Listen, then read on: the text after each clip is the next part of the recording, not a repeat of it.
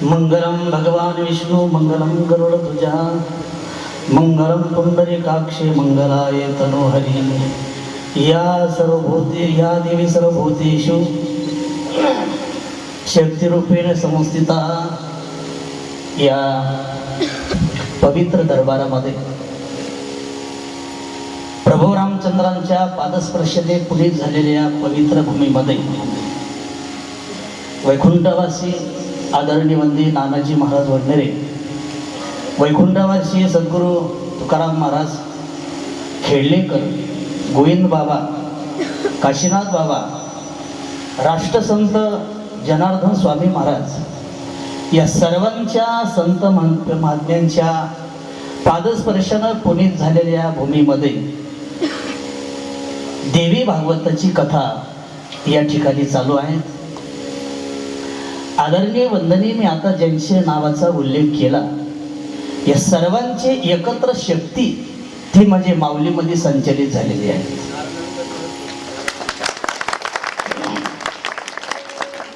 एवढी महान शक्ती आहे। आळंदीमध्ये वारकरी शिक्षण संस्थेमध्ये सर्व महाराष्ट्राला जे आता आदर्शभूत व्यक्ती आहेत की ज्यांच्या पायावरती नतमस्तक हजारो वेळा जरी झालो तर ते कमी पडतं, अशी महान व्यक्ती शांती ब्रह्म म्हणून त्यांना संबोधल्या जातं। अशी ही व्यक्ती ही तुमचं फार मोठं भाग्य आहे। काय तुमची पुण्य उदयाला आली असेल हे आपल्याला इथे सांगता येत नाही। सर्व मामासाहेबापासून जोग महाराजपासून ज्यांची सर्व शक्ती आज शांती ब्रह्म मारुती बाबा कुरेकरांच्या बाबांच्या मध्ये आहेत, अशी सर्व शक्ती आज आपल्या गावामध्ये पदार्पण झालेल्या त्या व्यक्तीचं आपण फार मोठ्या उत्साहाने आणि पवित्र भावनेने आपण त्या व्यक्तीचं स्वागत केलेलं आहे। जेवढे तुम्हाला धन्यवाद द्यावे तेवढे तुम्ही कमी आहेत मायबाप। काय माऊलीची शक्ती असेल हे मला सांगता येत नाही। फार माऊलीमध्ये फार मोठी शक्ती आहे बघा। एवढा कार्यक्रम घडून आणायचा, नागपूरला जायचं झालं तर बाबा विमानाशिवाय जात नाही माऊली। ज्यावेळेस ढोक महाराज ज्या वेळेस बाबाला बोलवतात त्या वेळेस त्यांना विमान पाठवावं लागतं। पुण्याला विमान येतं आणि विमानात बाबा 2 तासामध्ये नागपूरला जातात। तसे बाबा कुणाला प्रकृती नाही झाले जोगती, पण भाव बळे आकळे एरवी न कळे, भावाशिवाय कोणीच आकळल्या जात नाही।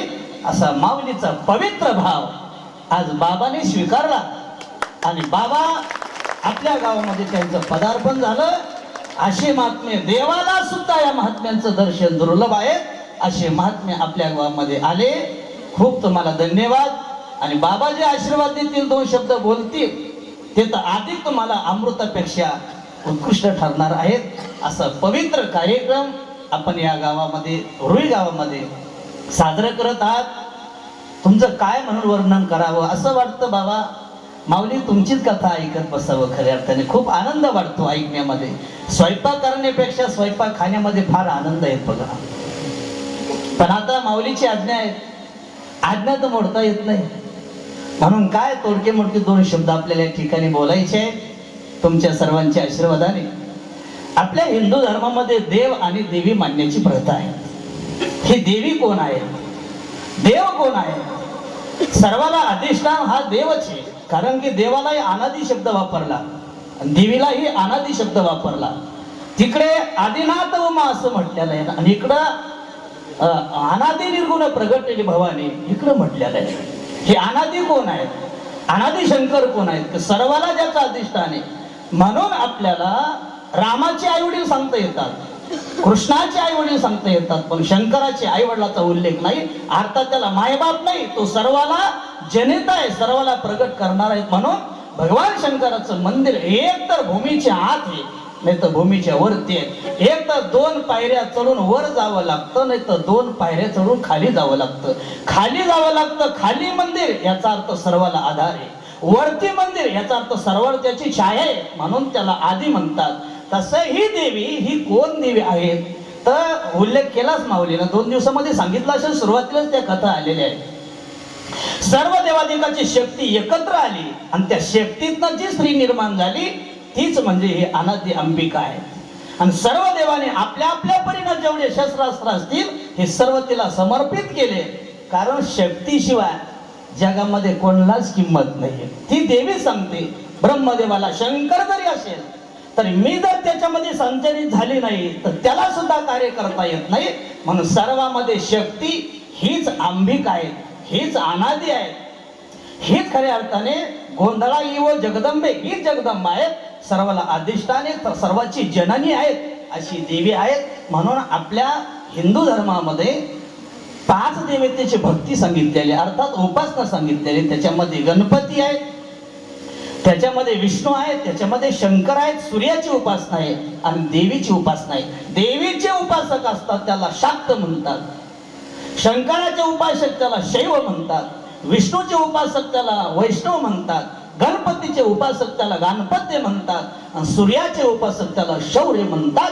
आपल्या हिंदू धर्मामध्ये देवालाही तेवढंच मानतो आणि देवीलाही तेवढंच मानतो. नवरात्र म्हणजे देवीची आराधना, एक शिवरात्र म्हणजे शंकराची आराधना, एक रात्र एकादशी म्हणजे विष्णूची उपासना, एकादशी जी करतो ते विष्णूची उपासना आहे.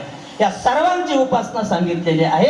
कारण की याचा अर्थ असा आहे की आपल्याला देवीचीही मान्यता आहे, शक्तीची मान्य आहे आणि हा पंधरवाडा शक्तीची उपासनेचा आहे.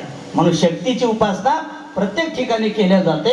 त्या देवीला सांगितलं सर्वांना, ज्या ज्या वेळेस देवतावर संकट प्राप्त झालं त्या वेळेस त्या देवाने सुद्धा तिचीच आराधना केली. आणि शक्ती जोपर्यंत अंगामध्ये संचारित होत नाही तोपर्यंत माणसं कोणतंच कार्याला प्रवृत्त होत नाही.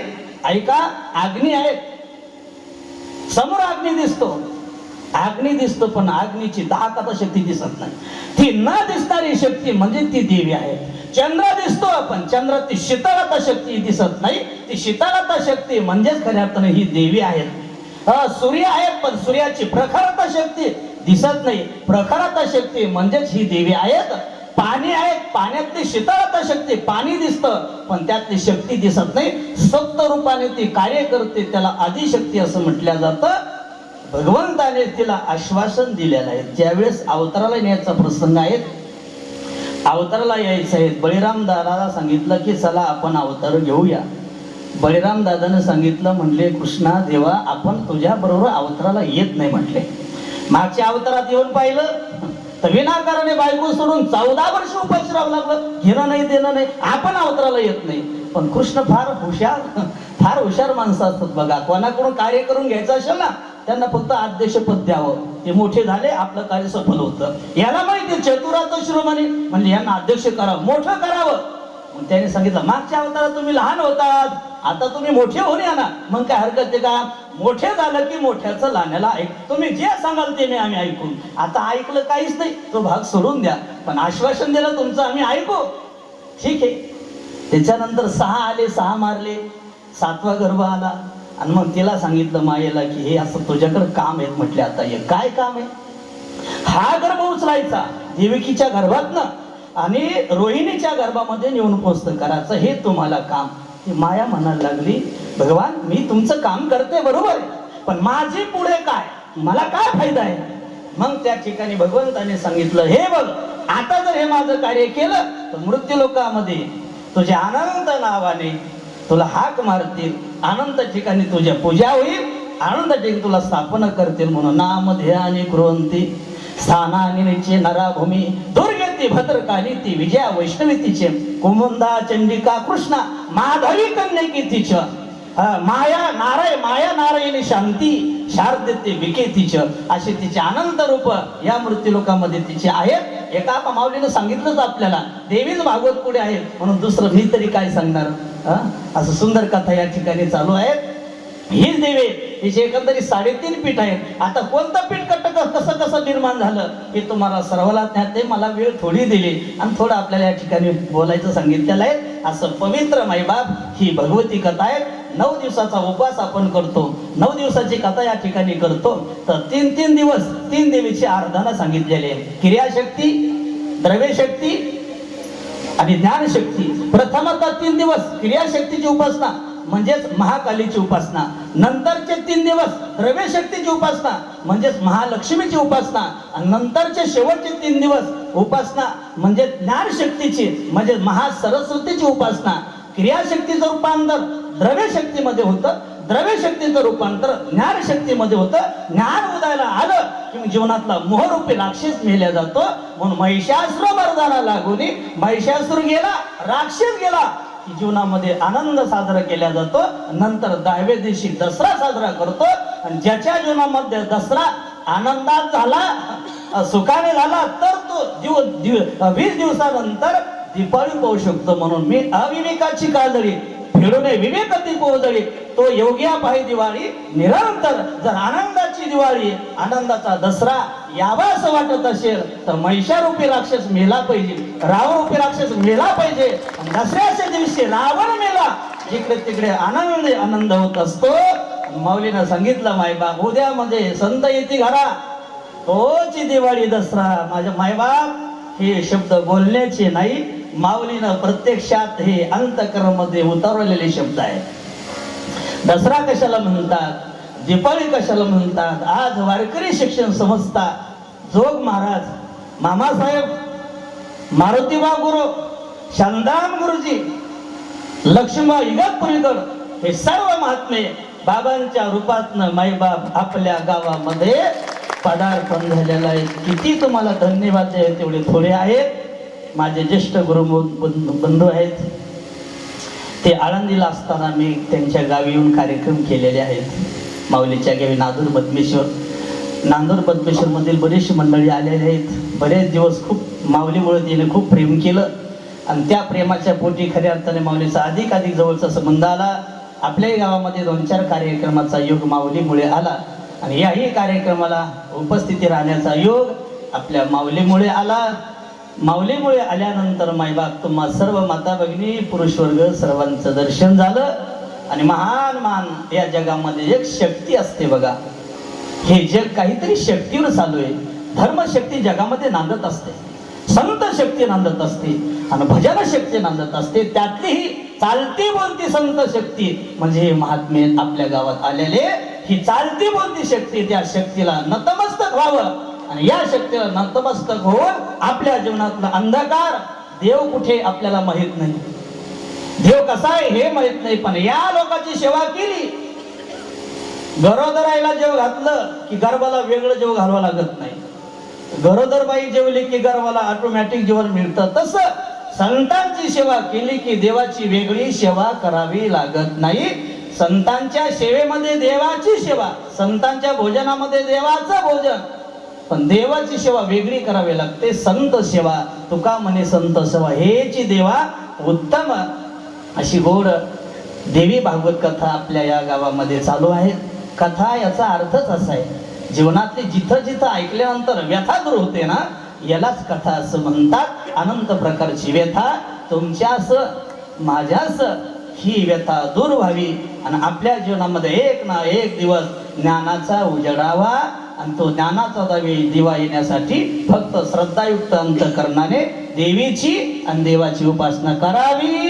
कारण की साधू संतांनी सर्वांचं वर्णन केलेलं आहे. जसा प्रसंग येईल तसं वर्णन. वास्तविक वारकरी संप्रदाय एक निष्ठ आहे, दुसऱ्या देवीचं नाही, देवाचं नाही. पतिवर्तेने अनेकाची स्तुती, दुसऱ्याची स्तुती जाणत नाही. अनेकाची स्तुती, आम्हा ब्रह्महत्या नाही जमत. पण हे जरी केलं असतं वर्णन, त्याच्यातलं मार्मिक हे आध्यात्मिक दृष्टीनं वेगळं वर्णन आहे आणि लौकिक दृष्टीनं वेगळं वर्णन आहे.